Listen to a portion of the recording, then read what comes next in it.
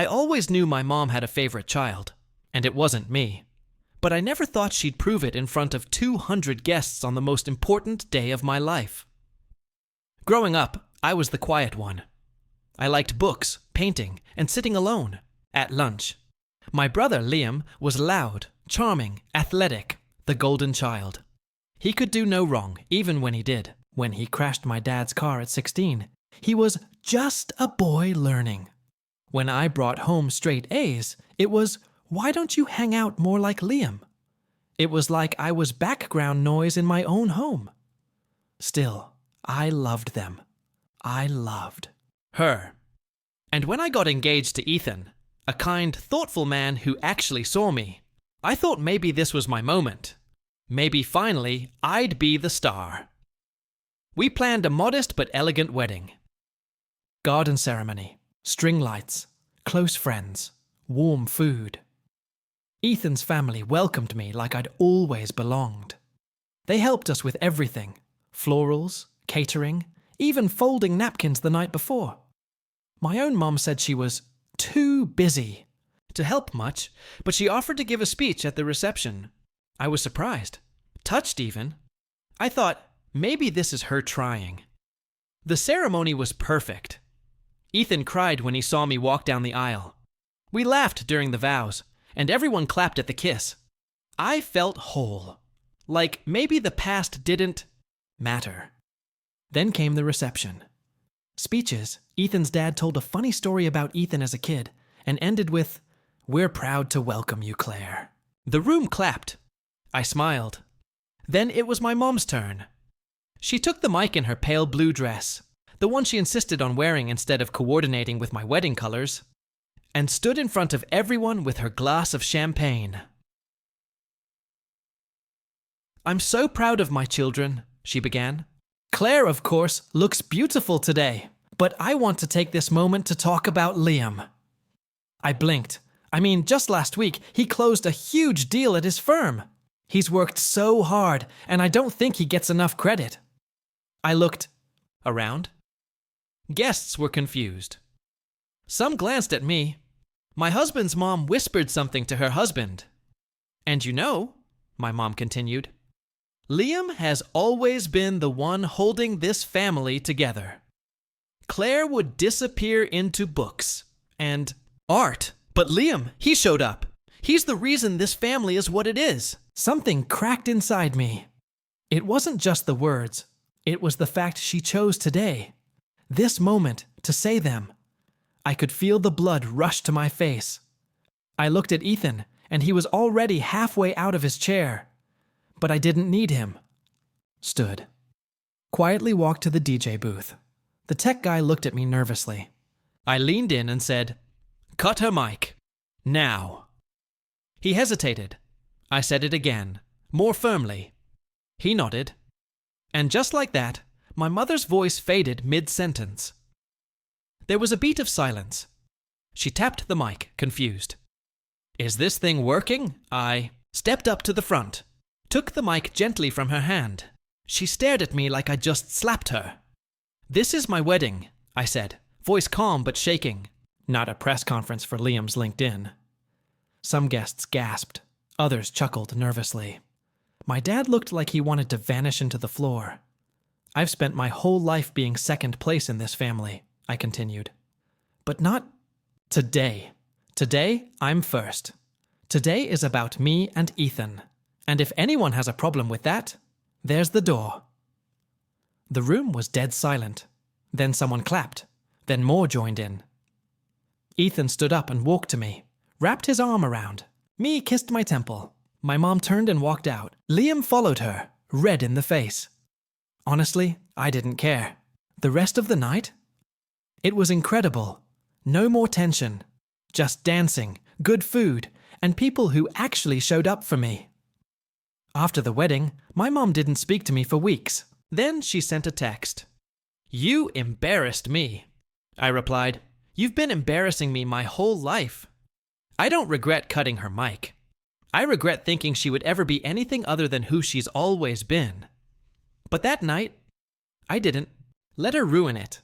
I reclaimed my story. I reclaimed me. After the wedding, silence settled like fog. No calls, no apologies, just a cold war, polite enough on the surface, but brittle underneath. My mother didn't speak to me. My father texted me once, a generic, "Hope married life is treating you well." Liam, of course, said nothing. I think he liked being the victim of public humiliation, as my mother put it. Never mind that the only thing I humiliated was her ability to fake grace. I spent the first few months of married life adjusting to a new normal. Not just as a wife, but as someone who finally understood what it meant to draw a line. Ethan kept telling me I was brave, that I should have done it years ago. But he also saw the aftershocks. The way I stared too long at my phone when it didn't buzz. The way I hesitated to share good news because I knew the people I once wanted to impress didn't care. I sent them a Christmas card that year, more out of habit than hope. I got nothing back.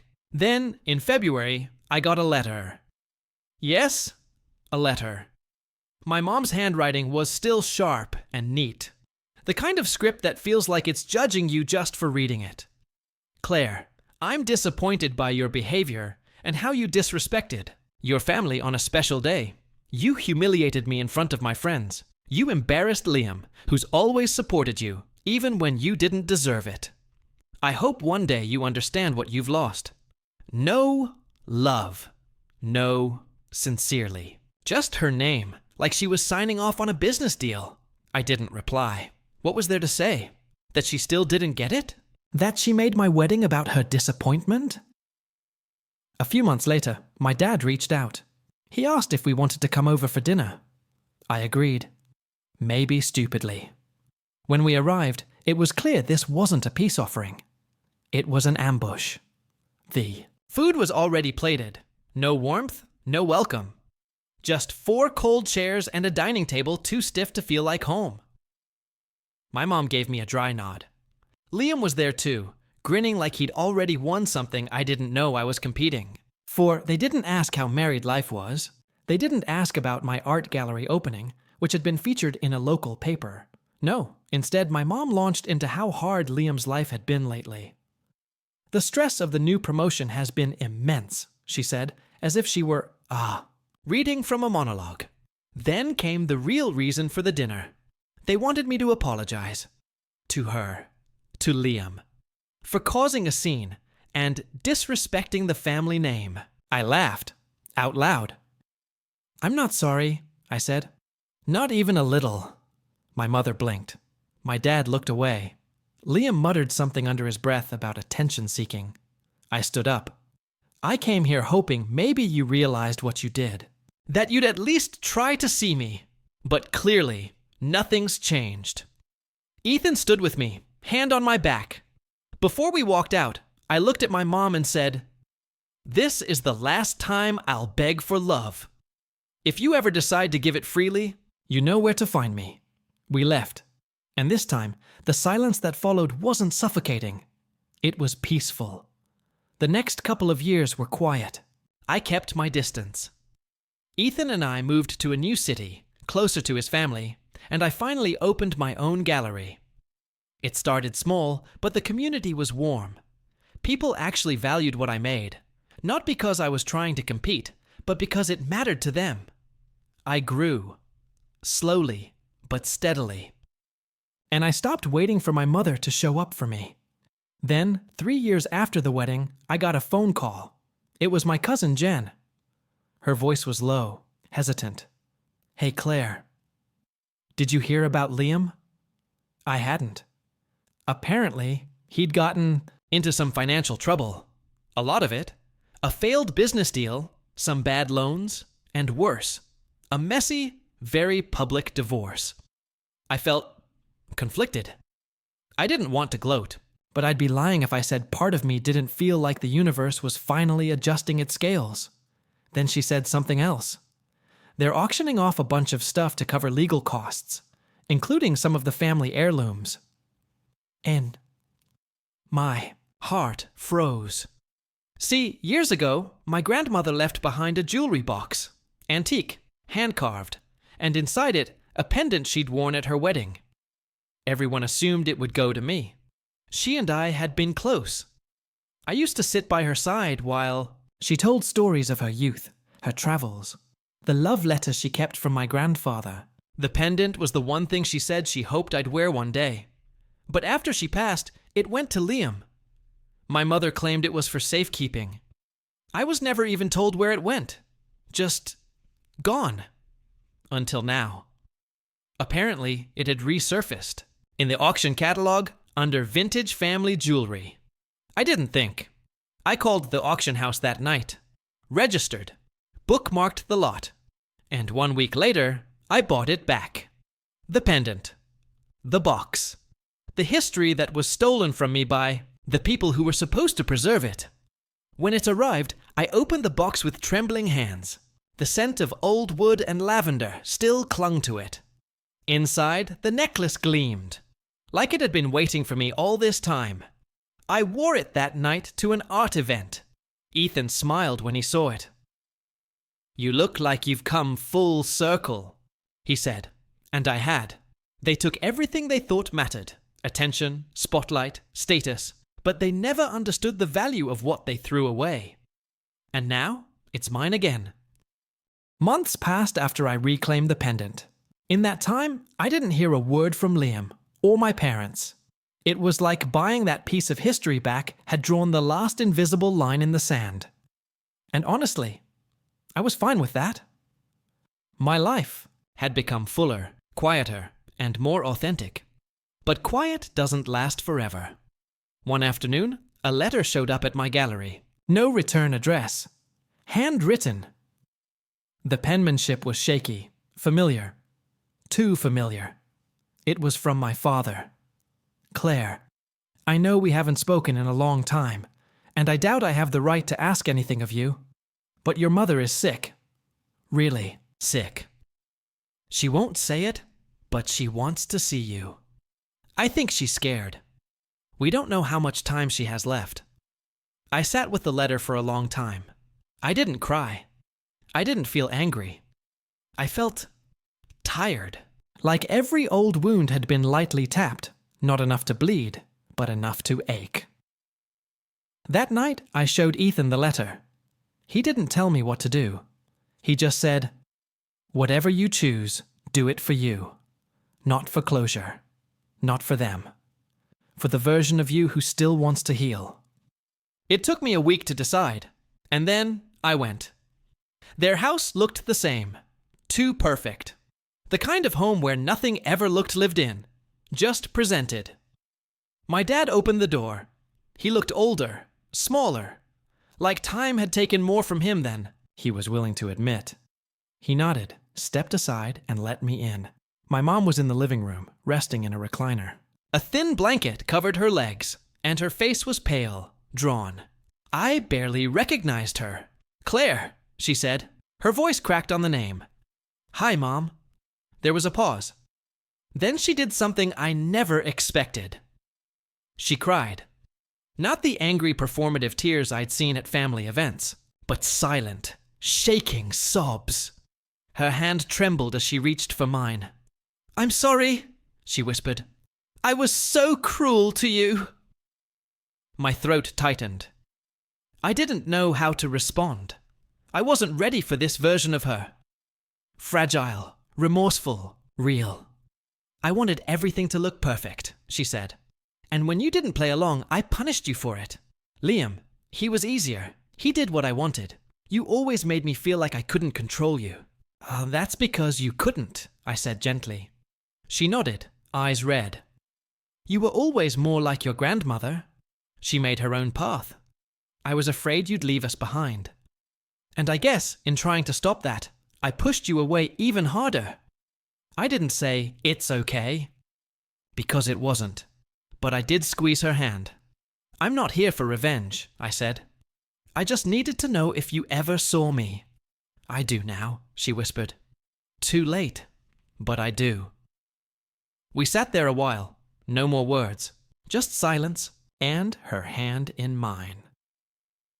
Over the next few weeks, I visited a few more times. She didn't ask for much. Sometimes we just sat in the garden, Sometimes we talked about Grandma, the real one, not the version of her my mother used to borrow for show, and slowly, without expecting it, a kind of peace crept in. Then one morning, my father called me. "She's gone," he said. I didn't cry right away. I just stared at the pendant around my neck. Hers once, then mine, now a link between who I was and who I became. At the funeral, the room was filled with people who knew her as the gracious host, the smiling matriarch. But none of them knew. The woman I met at the end, scared, flawed, real. And as I stood there, dressed in black, Liam approached me. "I guess this is it," he said. "I guess so." There was a pause. Then he muttered, "She really changed, huh?" I looked at him. "She tried." He nodded, like that was the most generous thing I could have said. And maybe it was. "Dad wants to talk to you," he said after a moment. "About the estate." I felt my stomach drop. I hadn't thought about that. Hadn't considered the money, the house, the gallery of porcelain that had always mattered more than feelings in our family. But what happened next truly shocked me. Dad called me a few days later and said, "She left everything to you." I blinked. "What do you mean?" "She changed her will a few weeks after you started visiting. Said you were the only one who ever made her feel seen. She left a letter. For you." He dropped it off at my gallery. It was short. "Claire, if this makes Liam angry, I'm sorry. But this isn't about fairness. It's about truth. You saw me when I had nothing left to show. That matters more than everything I tried to control. Thank you for coming back. I hope you keep making beautiful things." Mom sat with the letter for a long time. This time I cried. Not because I won, but because maybe, just maybe, I didn't lose everything after all. After the shock wore off and the letter settled deep into my bones, I was left with a decision. What was I supposed to do with everything my mother had left behind? The house, the money, the so-called family heirlooms, and more than anything, the legacy of a woman who had only just started to become real to me. Liam, of course, didn't take it well. He didn't call. He texted, "I hope you're happy. You got what you always wanted."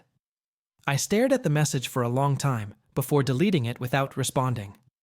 Because he was wrong. I never wanted everything. I wanted something real. A connection. A relationship that wasn't transactional or based on performance. I didn't want revenge. I wanted to stop feeling like I was invisible in my own family, and in the end, I got that.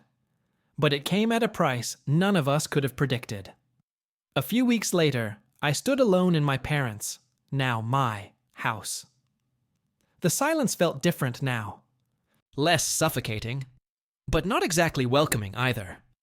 I walked through the rooms like a museum curator, observing decades of curated perfection. Crystal bowls, velvet chairs, portrait paintings, framed certificates of Liam's academic awards. And almost nothing of me.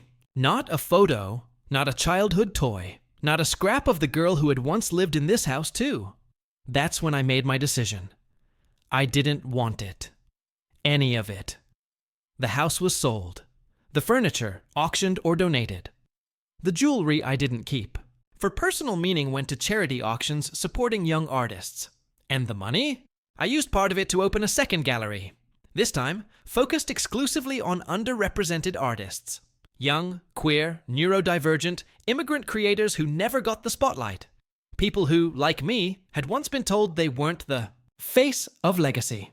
The rest I placed in a fund for future grants and mentorship programs. Liam tried to contest the will. He sent me legal threats, hired a lawyer. But he didn't have a case. The will was clear. My mother's intentions were documented, signed, and witnessed. Still, the backlash came. Family members whispered. Old family friends distanced themselves.